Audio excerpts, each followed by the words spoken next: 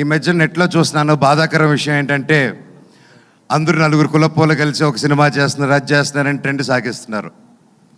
Cinema ఒక కులంది కాదండి, cinema ఒక కులంది కాదు. అది ఎప్పుడు గుర్తుపెట్టుకోండి.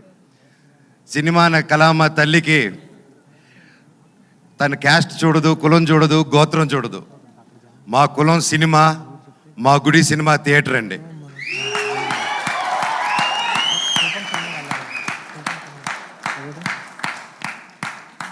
సినిమా టికెట్ చిరిగేటప్పుడు ఇది రెడ్డి సినిమానా, కమ్మ సినిమానా, కాపు సినిమానా, క్రిస్టియన్ సినిమానా, హిందూ సినిమానా, ఎవరి సినిమా అని చూడరు.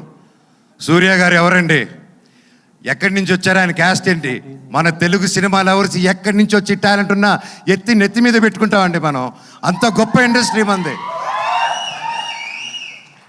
మన సందీప్ రెడ్డి వంగ గారు ఎవరండి, మన తెలంగాణ ఆయన.